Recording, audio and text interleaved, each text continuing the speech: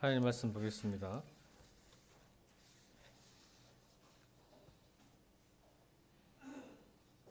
마태복음 11장 20절로 30절 말씀. 마태복음 11장 20절로 30절 말씀. 저 여러분 교도갑니다. 예수께서 권능을 가장 많이 행하신 고을들이 해결치 아니하므로 그때에 책망하시되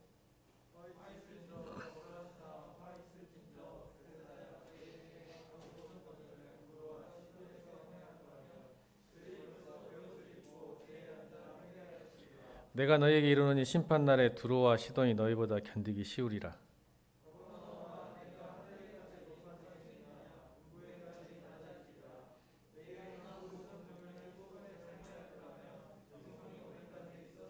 내가 너희에게 이르노니 심판날에 소돔 땅이 너보다 견디기 쉬우리라 하시니라.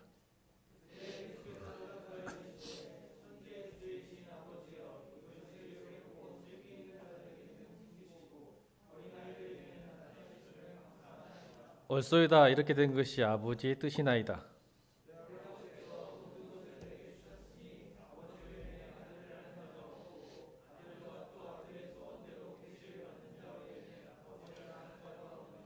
수고하고 무거운 짐진 자들아 다 내게로 오라. 내가 너희를 쉬게 하리라.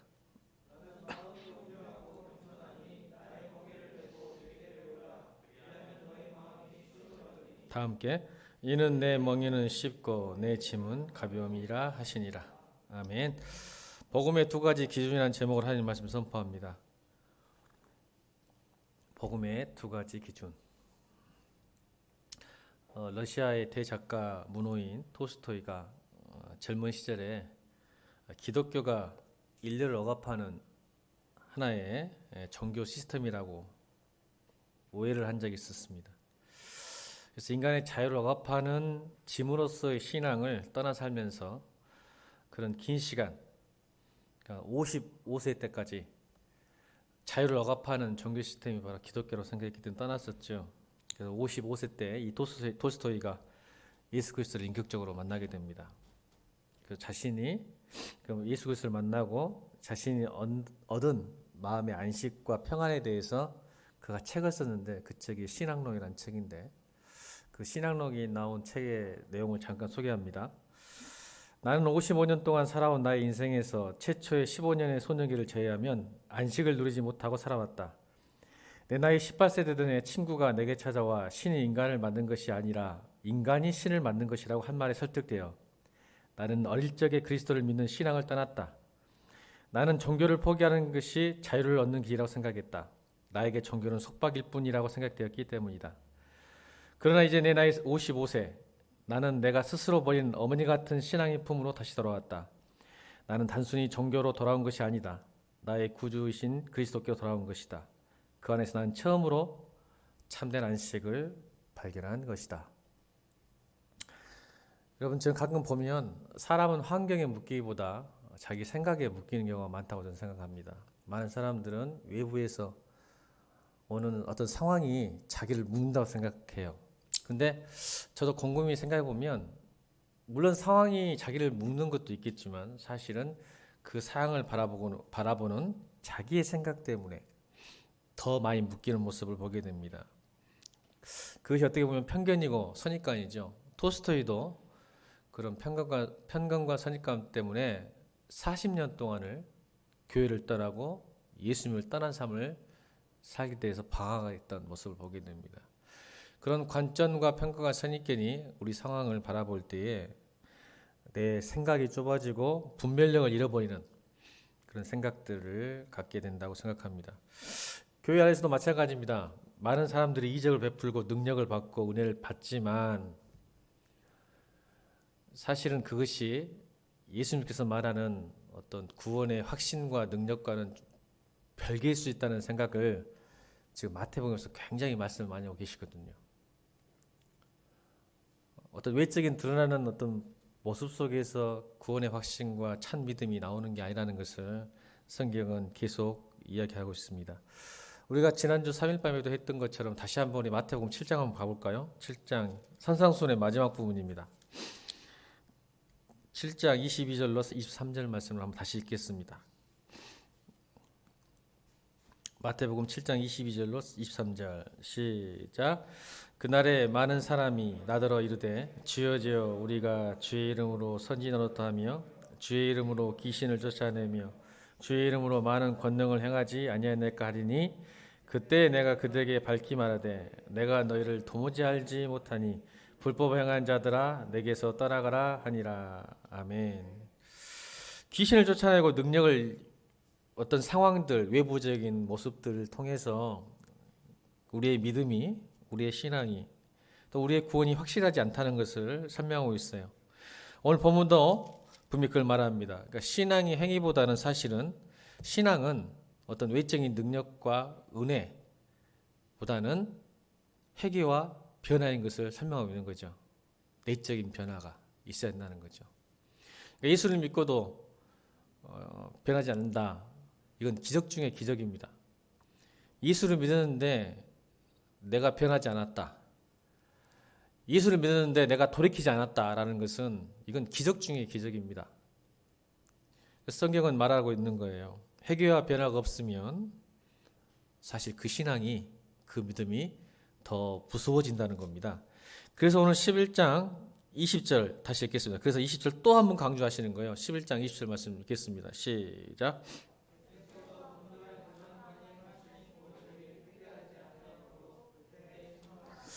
예수께서 권능을 가장 많이 행했다고 하십니다. 그러니까 예수님이 어떤 기적과 능력을 행하신 거울들이 오늘 세 개 거울이 나오죠. 세 가지 지명을 이야기하는데 이 세 개 거울이 회개치 않다는 거죠. 보세요. 회개하지 않았다. 돌이키지 않았다. 변하지 않았다. 권능을 행했는데 예수님께서 오늘 이 세 가지 지역명이 오늘 살펴볼 건데 얼마나 중요한 예수님의 전적 기제였는지 알게 될 거라고 생각합니다. 자, 지도 하나 볼까요? 잘 보이신가요? 저는 잘 안 보이네요. 눈이 안 좋아졌는가? 여러분 잘 보이시죠? 자, 갈릴리 호수를 중심으로 북쪽으로 보면 제일 왼쪽에 고라신 있고 가버나움과 베세다 있죠. 그죠? 삼각지대잖아요. 삼각지대 보입니까? 이 삼각지대가 예수님의 공생의 3년 동안의 주 사역 무대입니다. 가버나움은 특히 성경에는 본 동네라는 표현을 씁니다. 예수님의 고향 어디죠? 나사렛이죠. 나사렛 이수라 있어요. 근데 이 가버나움은 예수님의 두 번째 고향. 성경은 본 동네. 예수님하고 본 동네라 그래요. 본 동네. 그러니까 the own city라 그러죠. 굉장히 중요한 동네입니다. 가버나움. 고라신은 성경에 안 나옵니다. 신기하게. 성경은 베세다와 가버나움. 근데 오늘 본문은 세 개가 나와요. 이 삼각지대가 예수님의 권능을 제일 많이 3년 동안 하신 곳입니다. 특히 가버나움은 엄청나죠. 여러분 우리 마태복음의 모든 이적의 거의 3분의 2는 가버나움에서 일어났습니다. 여러분 백부장 하인이 낳는 거, 12혈루병 앓는 여인이 낳는 거, 그 다음에 해당장 야이로의 딸이 살산하는 거, 이 또 베드로의 장모가 열병에서 낳은 장면들, 이 모든 기적이 다 가버나움. 오늘 마태복음 우리가 8장 9장 봤었잖아요. 지난주에. 그런 대부분의 기적들이 가버나움에서 일어났습니다. 베세다는 뭘까요? 그 유명한 오병이의 기적. 베세다 광야에서 오병이의 기적이 나타나는. 그런데 성경은 이 세 지역을 오늘 본문 20절이 그거예요. 예수께서 권능을 가장 많이 행하신 거울들이 이 세 가지 거울이에요. 거울들이 회개치 아니함으로 그때에 책망하시되 화 있을 적 고라시나 화 있을 적 베세다야 너희에게 행한 모든 권능을 두루와 시온에 행했더라면 그들이 벌써 베옷을 입고 제에 앉아 회개하였으리라. 실망하신 거예요. 이것을 두루와 시온 땅에 이방 땅에 이걸 행했다면 벌써 그들은 회개하고 돌아왔을 건데 너는 어떻게 그렇게 많은 역사가 일어나도 대체 믿지를 않고 회개하지 않고 변하지 않냐? 여러분 우리 교회에서도 그게 가능합니다. 여러분 은혜를 받다, 능력을 받았다, 복을 받았다. 이게 사실은 참 무서운 거예요. 왜 그랬을까? 근데 예수님께서 저주를 하세요. 어떻게 하셨죠? 자, 우리 한번 다시 성경 볼까요? 자, 22절, 23절. 22절, 23절. 아니, 복음을 전하고 예수님의 은혜를 끼친 권능의 그 삼각지대가 은혜와 복음의 삼각지대가 되어야 되는데 저주와 혼돈의 삼각지대가 돼버려요. 저주 아시죠? 22절, 23절, 22절, 23절, 24절까지 시작.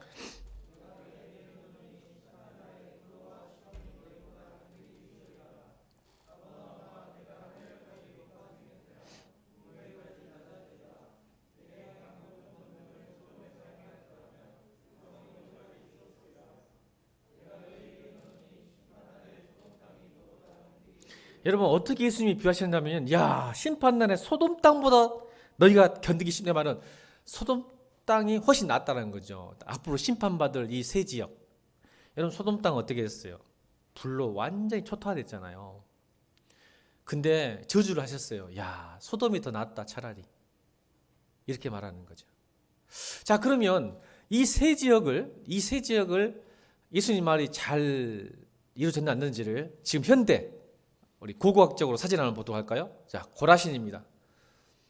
여기 잘 보여요? 코라짐이라고 이제 지금 현대 21세기에 이 지역을 코라짐 내셔널 파크예요. 국립공원. 이게 지역이 되어 있어요. 왜냐하면 이제 예수님의 사역 지역이기 때문에 굉장히 지금 국가 국립공원으로 지금 보존되어 있는데, 자, 그 어떻게 보존되는지 볼까요? 코라짐이 고라신이에요. 코라짐. 지금은 고라신. 자, 볼까요, 사진? 뭐만 남? 지금 벽돌로 쌓은 것은요, 20세기에 때 복원된 거예요, 복원. 20세기. 전에 지금 돌보던밖에 없죠. 지금 이 세 지역은 도시가 아닙니다. 그냥 국립공원이고 폐허예요. 예수님 말이 이루어진 거예요. 여러분 같은 보통 우리나라도 지금 전주, 목포, 광주 다 옛날 지역이잖아요. 그래서 나주 이렇게 지금도 살아 있잖아요. 그런데 이 지역이 예수님의 저주 이후로 진짜 이렇게 돼버렸어요. 이 세 지역이. 또 다른 사진을 볼까요? 이게 지금 가버나움에 있는 고르나실에 있는 회당인데 회당이 무너진 지금 이거 하나만 남아. 회당이 자체가 지금 말하면 교회가 완전히 무너져가지고 박살날 상태를 지금 국립공원에 지금 보관하고 있어요. 그대로 무너져가지고 폐허돼가지고. 그다음 이제 이게 모세의 자리라고 하는데 이게 이제 이 고라신에서 발견돼요. 성경에 복음서에 모세 의자. 지금도 그게 있어요. 모세 의자가 이런 성경의 신약성에 나오면 아, 이 고라신 지역이구나. 유일하게 남아있는 모세가 앉았던 자리. 이렇게 고고학적으로 설명을 하고 있는 거예요. 그러니까 이걸 뭘 의미하냐면 지금 21세기 사는 지금 현재 고라신과 베스다 가버나움이 완전히 멸망한 모습, 무너진 모습, 폐허가 된 모습을 성경은 이야기하고 있어요. 그래서 내셔널파크로, 국립공원으로 보존만 하고 있는 거죠. 이루어진 거예요, 예수님 말씀이. 이걸 왜 하시면서 우리에게 말씀하시냐면 복음에는 두 가지 기준이 있다는 거죠. 하나는 복음은 좋은 거지만 하나는 심판이고, 그죠? 복음은 하나는 심판이고, 두 번째는 오늘 25절부터 30절까지는 복음은 우리에게 안식을 주는 거예요. 심판이냐 안식이냐, 이 복음의 두 가지 기준을 갖는 겁니다. 여러분, 우리가 왜 한번 살펴보기 원하는 것은 왜 해야지 않았을까라는 고민을 좀 해보거든요. 왜 그들이 많은 권능과 은혜와 복을 받았음에도 불구하고, 잘 들으세요 여러분, 크리스찬들, 복이 다 복이 아니고 은혜가 다 은혜가 아니에요. 항상 말씀드렸잖아요. 복도 은혜도 능력도 하나님이 함께 하자면 복이 되는 거예요. 여러분, 기독교만 복이 있을까요? 저는 그렇게 믿지 않습니다. 여러분, 불교, 이슬람교도 다 복이 있습니다. 오해하지 마세요. 여러분, 이적이 기독교만 있을까요? 안진뱅이가 일어나는 게 이 기독교만 있을까요? 그렇지 않습니다, 여러분. 무당도 안진뱅이 이렇게 세웁니다. 그래서 성경이 하는 거예요. 권능이, 기적이 우리를 변화시킬 수 없어요. 복음만이 변화시킬 수 있는 거지. 그래서 기독교에서 어떤 사업의 잘됨, 건강함 추구한 것은 부차적인 문제예요. 후순위 문제예요. 하나님 그것도 주실 거예요. 저는 믿어요. 또 체험한 사람이고 또 그렇게 복을 여러분들께 구하고 있는 목사로서 한 사람. 그렇지만 더 중요한 건 여러분이 복음을 받아들여 그리스도 안에서 변화하고 안식을 누리고 복받기 원하는 겁니다. 그게 복음이에요. 자, 그들이 왜 그 권능 앞에서 회개치 않고 있을까요? 제가 두 가지를 살펴봤는데, 첫 번째는 성경에 찾아봤어요. 마가복음 16장 14절 읽어봅시다. 마가복음 16장 14절 말씀 읽겠습니다. 시작.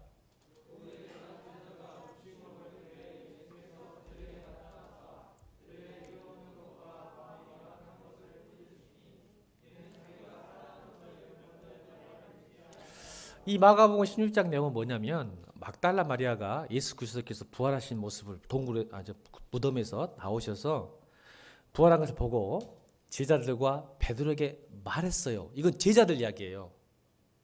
우리가 똑같죠? 예수 믿는 사람이에요. 근데 말했는데 듣지 않았어요. 이 말은 두 가지 마음 때문에 회개치 믿지 못한 거죠. 첫 번째는 믿음 없음과 완악함. 그러니까 성경은 우리 내면이 변화받는 것은 믿음과 완악함의 마음의 문제라는 거죠. 복음을 받아들이는 것. 기적의 문제가 아니라. 여러분 수많은 기적을 보고도 복을 받고도 여러분 언제든지 우리는 주님을 믿을 수 있는 존재들은 아닌 것 같아요. 자, 그러면 믿음 없음은 이제 그거죠. 여러분 잘 아시는 믿음 없음.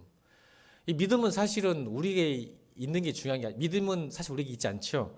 자, 그것을 성경은 오늘 27절 읽겠습니다. 믿음 없음은 우리 영역이 아닌 것 같아요. 자, 27절 보겠습니다. 27절 시작.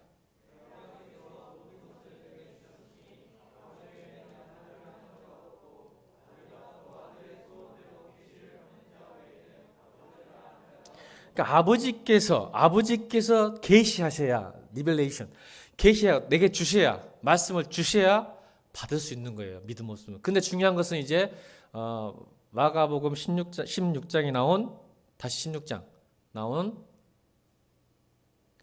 완악함이에요. 완악함. 마음이 완악한 것을 꾸짖으셨어요. 믿음 없는 것과 사실 완악함이 믿음 없어요. 완악함의 의미는 뭐냐면 헬라어적 용어 의미는 뭐냐면 고집이 너무 세서 남의 말을 들으려고 하지 않는 상태를 완악함이라 그래요. 고집이 너무 세가지고 누구 말 듣지 않으려고 하는 마음들. 우리 고집쟁이들, 우리 전라도 사투리로 막행이라 그러는가? 그런 사람 보고 잘 안 들어. 고집이 너무 세. 그게 완악함이에요.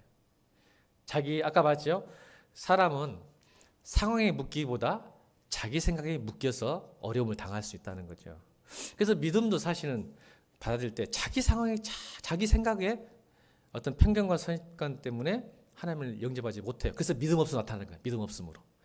자기 경험과 자기 생각에 빠져가지고 복음을 들어도 말씀을 읽어도 성경 이렇게 말씀하셔도 듣지를 못하는 거죠. 저는 여러분 이 시대 교회가요 하나님 나라를 가르치는 사람 참 진짜 많아요. 그렇죠? 복음도 가르쳐주고 하나님 나라를 가르치는 사람이 많은데 아쉬운 것은 하나님 나라를 살아가는 사람은 찾기가 힘들어요. 참 많이 말들도 많고 정말 멋진 말도 많이 하는데 많이 가르쳐요. 복음도 많고 얼마나 설교 잘하신 분도 많고 책도 많고 좀만 인터넷 한 번만 클릭하면 우르르 쏟아진 족 같은 말씀들 있잖아요. 참 많아요. 근데 하나님 말씀을 하나님 나라를 살아내지는 않아. 이게 우리 아픔인 것 같아. 그러니까 내적인 변화가 없죠. 순종하고 살아내야 변화가 일어나는데 듣기만 하는 거예요. 그냥 그렇구나 하고 지적 동의만 하는 거예요. 그래서 여러분 우리 교회는 티칭하는 교회 말고 정말 살아내는 교회가 되기를 주님으로 축원합니다. 듣고 배우는 것에 그치지 말고 하나라도 좀 배웠다면 순종하고 살아냈으면 좋겠어요. 그래야 하나님을 경험해요. 아무리 은혜가 있고 권능이 있어도 이 새 고울은 회개하지 않아요. 변하지 않아요. 그러니까 여러분 너무 많이 연락하지 말고 어때면 이건 지적 허영이에요. 청년 때 특히 지적 허영이 많은 것 괜찮은 좋은 면도 있지만 오히려 지적 허영 때문에 여러분들이 많이 어려움을 당할 거예요. 그래서 여러분 오늘도 하나님 나라만 배우지 말고 좀 살아내는 멋진 그리스도 되기를 주임으로 축원합니다. 두 번째 생각해 봤어요. 왜 이 세 거울은 그렇게 많은 은혜를 받고도 변하지 않았을까, 회개하지 않았을까? 이거는 아마 자기들이 뭐 어떤 특별함 때문인 것 같아요. 교만이라고 성경이 이야기하는데 교만했을 것 같아요. 교만이 뭐냐면 어떤 자신만의 특별함을 가지고 많은 사람들이 나는 특별해. 그래서 하나님께서 나를 어떤 기적을 경험하고 은혜 주시고 보호 주는 것은 하나님 나를 특별히 사랑하기 때문이야 라는 생각들이 많이 있을 수 있다는 생각이 들어요. 왜냐하면 하나님의 은혜와 복은 내가 그렇게 수고하지 않아도 주시는 경우가 많거든요. 저도 제가 그런 것 같아요. 그러다 보니까 자신만의 어떤 특별함이 있기 때문에 믿음이 좋기 때문에 착각에 빠질 수도 있고요. 또 하나는 그러다 보니까 그 시간이 지날수록 그 하나님의 복은 나에게 너무 당연하게 느끼고 너무 익숙하게 느껴질 때 여러분 알죠? 어떤 특권이 계속 주어지면 익숙해져서 당연한 걸 받아들여요. 근데 그 특권이 사라져버리면 화를 내죠. 우리는 마치 부모님에게 우리가 사랑을 받은 것이 당연한 것처럼 생각해요. 그렇죠? 그렇죠 여러분? 청년들 우리 이제 설도 내일부터 시작되는데 부모님께 사랑을 받는 것은 너무 당연한 거야. 익숙해져 있다면 여러분 오늘 조금 한번 생각해 봐야겠다라는 생각도 합니다. 그렇죠? 물론 부모님이 하나님처럼 완벽하지 않기 때문에 우리에게 상처를 주고 아픔을 주고 잘 나하고 맞지는 않을 수 있겠지만 제가 이제 두 자녀의 부모로서 생각할 때 여러분 부모가 주는 사랑은 당연하지 않다고 저는 생각합니다. 부모님들은 여러분을 위해서 많이 희생하고 헌신했습니다. 여러분의 양이 차든 안 차든 간에. 아멘입니까?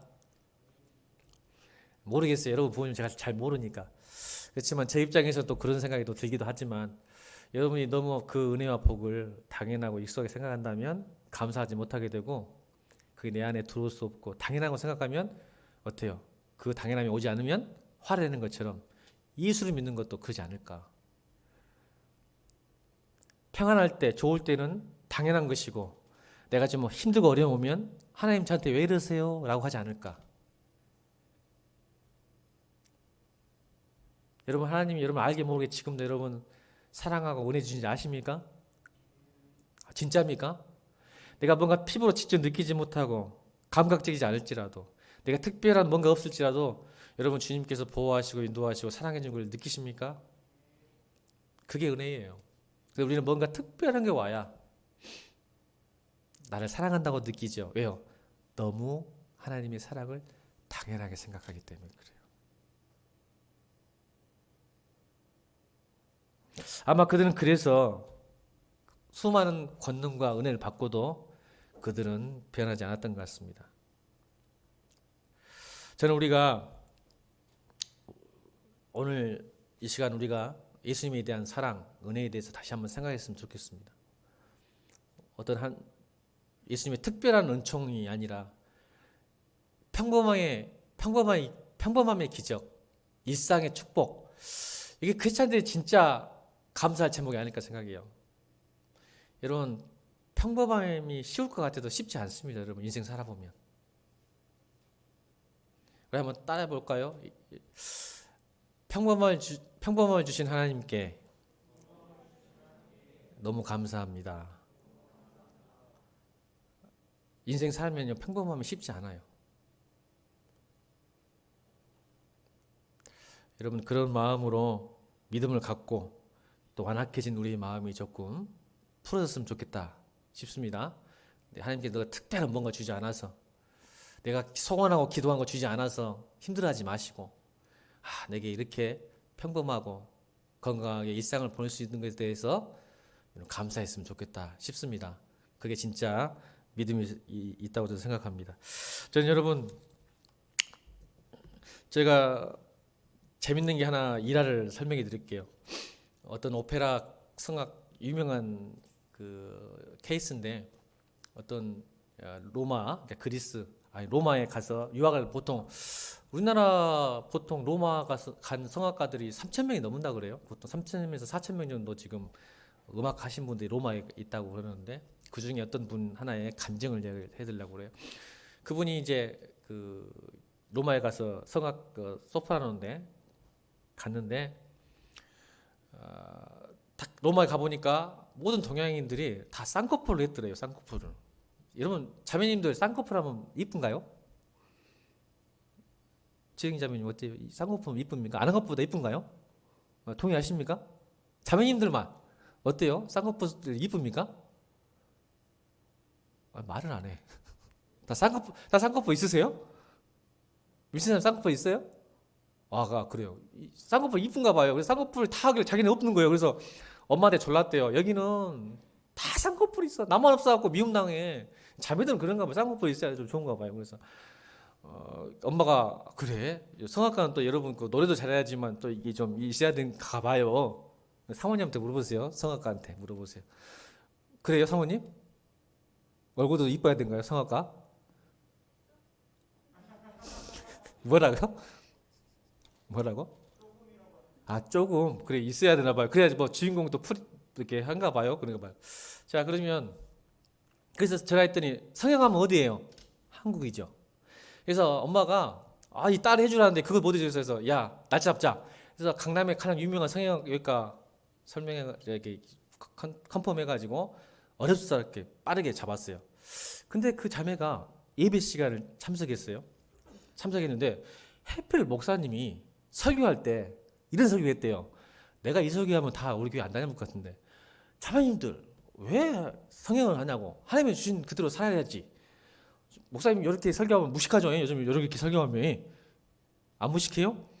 목사님이 해필 그때 설교할 때 여러분 하나님이 주시는 원판대로 사세요. 이렇게 외모를 꾸미세요. 물론 내면의 아름다움을 설명하기 위해서 외면을 조금 좀 하셨겠죠. 근데 이 자매가 은혜를 받아버렸네. 목사님 했는 게 사실 이게 구공을 못했나 봐. 사실 내면을 가꾸라는 소리 했는지 뭔데 외모를 너무 가꾸지 말라고 하니까 이 말이 은혜 받아버렸어. 갖고는 엄마한테 전화해줘. 예배 끝나고 엄마 나 안 가. 엄마가 노발 대발 하는 거예요. 야, 니 때문에 저렇게 스케줄 잡아놨고 다 비행기 예약까지 다 해놨는데 이거 다시 쉬어야 돼. 아니야. 오늘 내가 목사님이 그랬어. 나 안 갈 거야. 안 간답니다. 그리고 놀랍게도 그 수술 날짜에 신기하게 이제 안 가니까 시간이 남잖아요. 그 수술 날짜에 로마에 어떤 극단에 오디션을 보러 갑니다. 쌍꺼풀이 없는 상태로 갔는데 거기서 1등 났어요. 오디션인데 대상을 받아요. 근데 아주 평범한 오디션이었어요. 그 나중에 끝나고 전화가 한 통이 옵니다. 신기하게도 그 오디션에 있던 관객 중에 여러분 이제 음악 아는 사람 알아요. 나비분이라는 나비분 아세요? 나비분인? 빨리 아는 척해. 교양 있는 사람 되려면 아는 척 해야지. 나비분인. 나비분은 일본이 배경이거든요. 일본을 배경에서 동양인이 주인공이에요. 근데 전화가 온 거야. 당신을 캐스팅하고 싶다고. 그래서 캐스팅을 했는데 왜냐면 가서 나중에 이제 오디션 이제 또 그 나비분을 가기 위해서 섰는데 벌벌 떠는 거야. 너무 큰 무대에서. 나비분이 엄청나게 유명한 뮤지컬인가 봐요. 오페라인가 봐. 그래서 이 쓴다는 것은 이게 굉장한 건가 봐요. 저는 잘 몰라요. 음악을 모르니까. 근데 떨었어. 오늘도 못해. 자기가 못해. 그래서 그걸 자기가 캐스팅한 사람이 물어본 거야. 저를 왜 채택하셨나요? 저는 노래가 떨려고 잘 못하겠더니 그 감독이 했던 말이 명대답입니다. 사실 동양인을 뽑아야 되는데 원작의 나비 부인은 눈이 짝 찢어져야 된다고. 찢어져야 된답니다. 찢어져야 돼. 근데 로마에서 동양인을 다 보니까 다 쌍꺼풀 해가지고 나비 부인이 아니래. 근데 유독이 당신만 노래 좀 잘한 것 같긴 하고 당신만 눈이 찢어졌어. 쌍꺼풀이 없어. 그래서 캐스팅했다고요.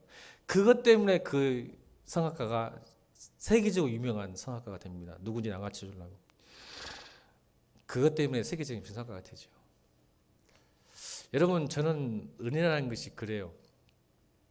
참 이 설교 말씀 하나님의 말씀이 듣는다는 거 지금 그 말하고 싶은 거예요. 어리석게 보이잖아요, 여러분. 그죠? 요즘 시대 누가 이렇게 설교하고 또 그 듣겠어요? 아이고, 목사님도 시대의 착오적인 말씀이죠. 근데 그게 들어온 거예요. 그러니까 그걸 포기하고, 그러니까 왜 하필 예배를 드렸을까? 그 순간. 그리고 하필 또 하나, 그 목사님이 그런 설교를 했을까? 그리고 또 하필 마치 루키처럼 마침내 우연히. 아멘. 룻과 보아스가 만날 때 성경은 마침내 우연한 단어 쓰잖아요. 근데 성경 하나님은 우연이 없잖아요. 다 하나님이 섭리가 있어요. 그때 왜 한국으로 안 갔을까요? 근데 그때 그 날짜에 왜 오디션을 봤을까요? 그 오디션 날짜에 그 심사위원도 아니고 관객에서 봤던 그 유명한 감독이 보고 있었을까요? 그리고 왜 쌍꺼풀 수술 안 한 여자를 봤을까요?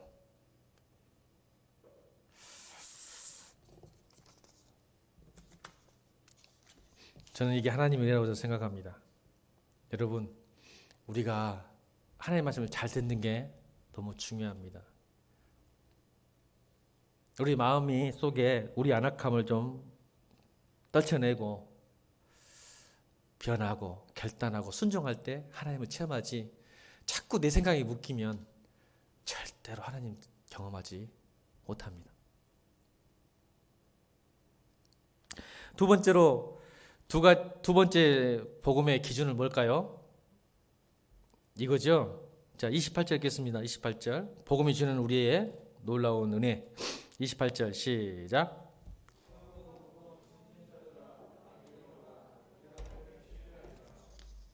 아멘. 복음은 우리를 쉬게 한다. 그러니까 두 가지 기준이 있어요. 첫 번째는 심판. 복음을 받아들이지 않고 듣지 않으면 심판이 올 것이고, 두 번째, 복음을 오라겠잖아요. 다 내게로 오라. 복음을 듣고 온 사람, 주님께 간 사람에게 주시는 축복은 쉼이에요. 안식. 근데 여러분, 쉼이라는 것을 어떤 정지라고 생각하는데 그게 아니라는 거죠. 수고하고 무거운 짐. 여러분, 정말 이 수고하고 무거운 짐이 뭔지를 아시는 때가 됐다면 여러분 참 대단한 분들인데, 수고하고 무거운 짐이 뭘까요, 여러분? 우리 인생에 준 수고하고 무거운 짐. 여러분, 어깨에 짐이 많으신가요? 여기 성경에 말하고 있는 수고하고 무거운 짐은 뭐냐면 우리 인간의 실존의 짐을 의미해요.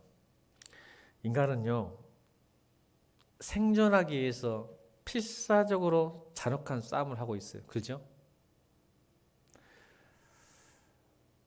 거기서 오는 진짜 수고하고 무거운 짐이 실존적인 걸 얘기하는 거예요. 실존적인 거. 인간은 내일 일을 모르기 때문에 그 불안과 두려움. 또 누군가, 사르트가 말한 타인은 지옥. 남들이 나를 어떻게 평가하고 보느냐에 따라 내 안에 수고와 무거운 짐들. 맞아요, 안 맞아요, 여러분? 남들이 나를 어떻게 보냐는 거예요. 그것 때문에 힘들어요, 여러분. 그래서 타인은 지옥이라고 했잖아. 이 짐들도 있고, 또 여러분이 기대하는, 사랑하는 사람의 어떤 기대감들, 또 생존하게 살기 위해서 느껴야 될 염려와 두려움, 불안들. 특히 세상은 생산과 효율을 강조하면서 뭔가 결과를 요구하잖아요.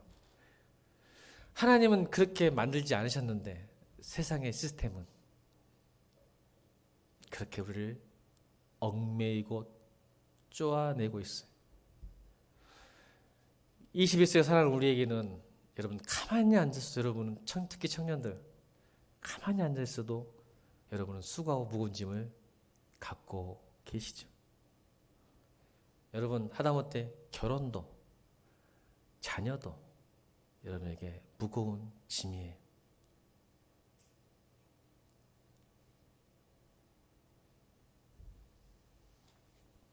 근데 복음은 거기에서 해방을 시켜줘요. 내게로만 와라. 다 내게로 오라. 내가 너희를 쉬게 하리라. 이게 무슨 뜻이냐면, 여러분 망치로 회를 떠 보셨어요? 회는 뭐로 떠야 돼요? 요나 형제. 예, 잘 하시네요. 여러분 망치로 해 뜰 수 있어요? 칼로 해 떠야죠. 그럼 못을 칼로 박을 수는 있겠네요. 그렇죠? 못은 칼로도 박아봤으니까 저도. 근데 큰 못은 못 박잖아요. 이게 무슨 말일까요? 복음은요, 우리의 포지션을 제자리에 갖다 놓는 역할을 합니다. 망치가 망치의 삶을 살게 하고 칼이 칼의 삶을 살게 하는데, 제국의 시스템, 파라오의 시스템, 이집트의 시스템, 바벨론의 시스템, 이 시스템은 망치가 칼의 삶을 살고 칼이 망치의 삶을 살도록 요구하고 있어요. 하나님의 창조 질서와 너무 어긋난 시스템이죠.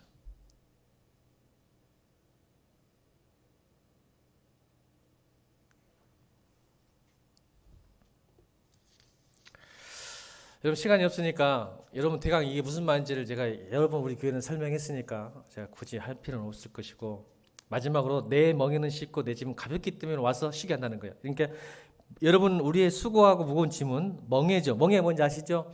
소가 밭을 갈 때 이렇게 어깨에 메고 끌어가는 멍에 있죠. 멍에. 그다음에 근데 주님께 오면 멍에가 쉽고 짐은 가볍다고 설명. 그러니까 이거예요. 주님께 오면 멍에가 없다는 말 하셨어요? 쉽다 하셨어요? 교회를 다니는 오해하신 분들이 계셔. 예수를 믿으면 멍에가 없다고 아니에요. 멍에가 쉬워지는 거예요. 그러니까 고난이 없다가, 예수 믿는 고난이 있어요? 없어요? 지영이 자매님.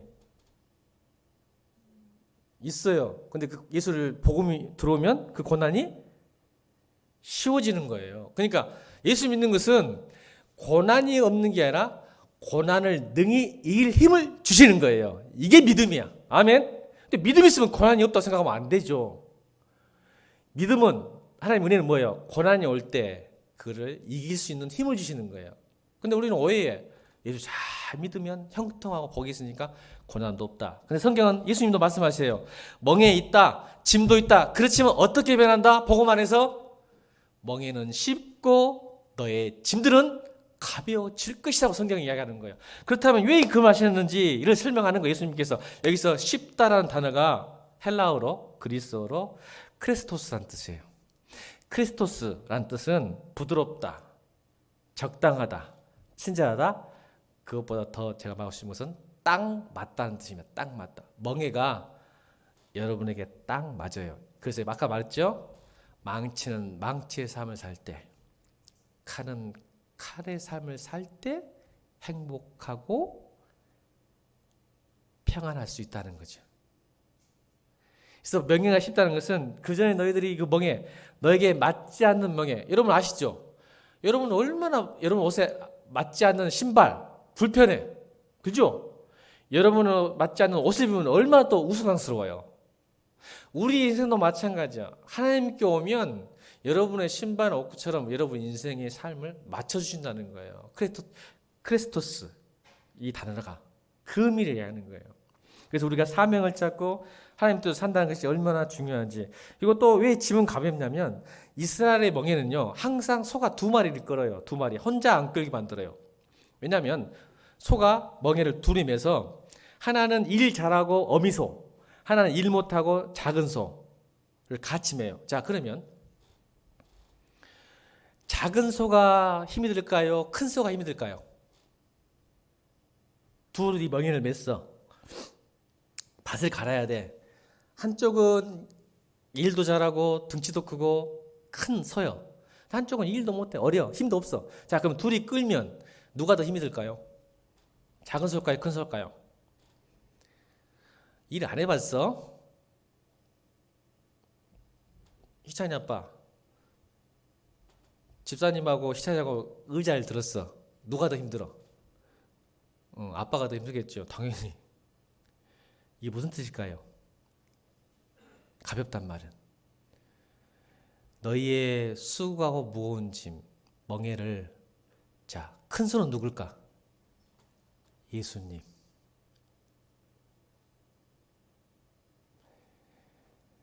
그 옆에서 또 다른 매는 소가 있는데 그게 누구? 여러분. 예수님 없는 삶은 혼자 멍에를 메고 밭을 갈아야 돼.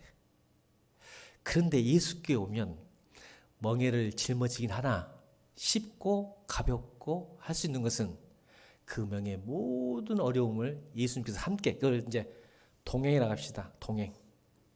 여러분 인생길을 멍에를 메고 여러분의 짐을 지고 함께 걸어가 준다는 뜻이에요.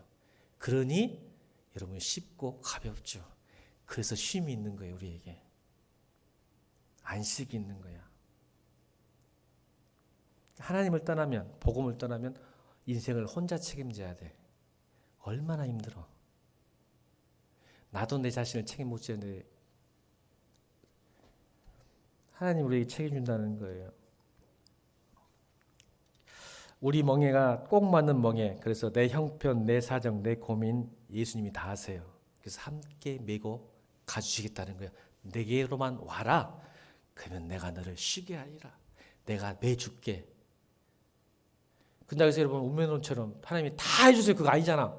함께 매는 거예요. 함께. 아멘. 근데 쉽겠죠. 큰 소가 다 알아서 하니까 같이 따라가기만 하면 되니까.